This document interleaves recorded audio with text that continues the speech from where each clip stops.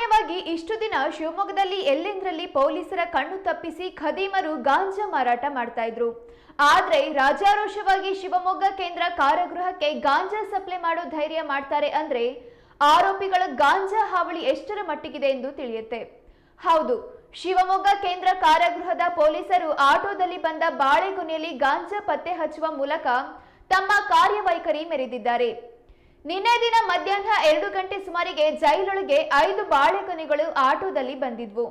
ಕಾರಾಗೃಹದ ಮುಖ್ಯ ದ್ವಾರದ ಉಸ್ತುವಾರಿ ವಹಿಸಿದ್ದ ಇನ್ಸ್ಪೆಕ್ಟರ್ ಜಗದೀಶ್, ಪಿಎಸ್ಐ ಪ್ರಭು, ಸಿಬ್ಬಂದಿ ಪ್ರವೀಣ್ ಹಾಗೂ ನೀರುಬಾಯಿ ಬಾಳೆಗೊನೆಯನ್ನ ತಪಾಸಣೆ ಮಾಡಿದ್ದಾರೆ. ಈ ಸಂದರ್ಭದಲ್ಲಿ ಬಾಳೆಗೊನೆಯ ದಿಂಡನ್ನ ಸೀಳಿದ್ದು ಸುಮಾರು 123 ಗ್ರಾಂ ತೂಕದ ಗಾಂಜಾ ಹಾಗೂ 40 ಸಿಗರೇಟುಗಳು ಇರೋದು ಕಂಡು ಬಂದಿದೆ. ಸದ್ಯ ತಕ್ಷಣ ಎಚ್ಚೆತ್ತ ಪೊಲೀಸರು ತುಂಗಾನಗರ ಪೊಲೀಸ್ ಠಾಣೆಯಲ್ಲಿ ಪ್ರಕರಣ ದಾಖಲಿಸಿದ್ದಾರೆ. ಆದ್ರೆ ಯಾರು ಈ ಗಾಂಜಾ ಸಾಗಣೆಗೆ ಬೇಡಿಕೆ ಇಟ್ಟಿದ್ರು, ಯಾರು ಇದನ್ನ ಸಾಗಾಟದ ಉಸ್ತುವಾರಿ ಹೊತ್ತಿದ್ರು ಎಂದು ಪೊಲೀಸರು ತನಿಖೆ ಪ್ರಾರಂಭಿಸಿ ಆರೋಪಿಗಳ ಪತ್ತೆಗೆ ಬಲೆ ಬೀಸಿದ್ದಾರೆ.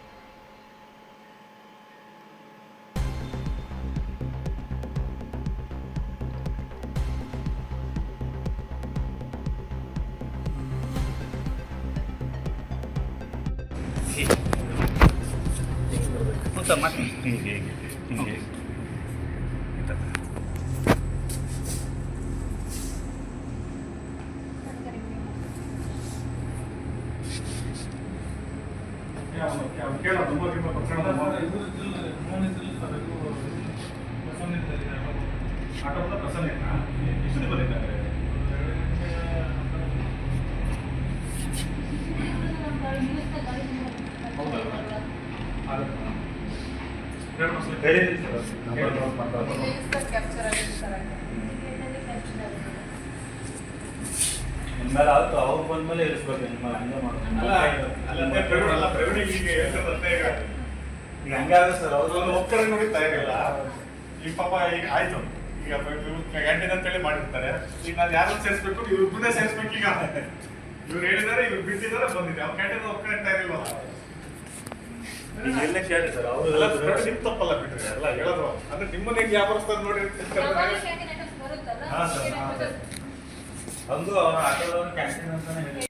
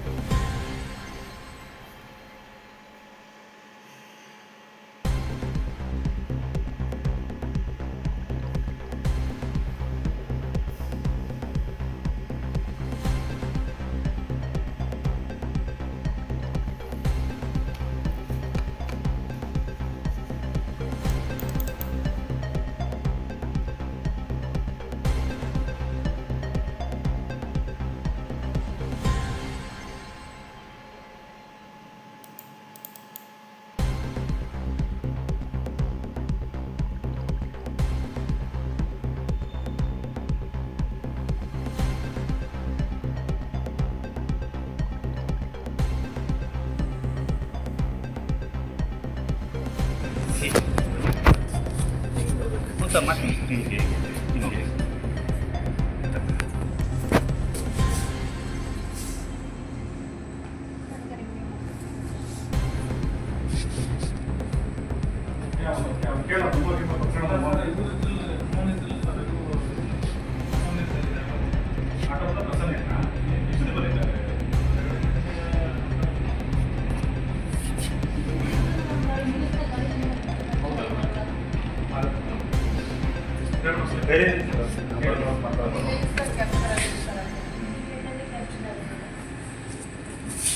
ಇನ್ಮೇಲೆ ಆಯ್ತು ಅವ್ರು ಬಂದ್ಮೇಲೆ ಇರಿಸ್ಬೇಕು ಇನ್ಮೇಲೆ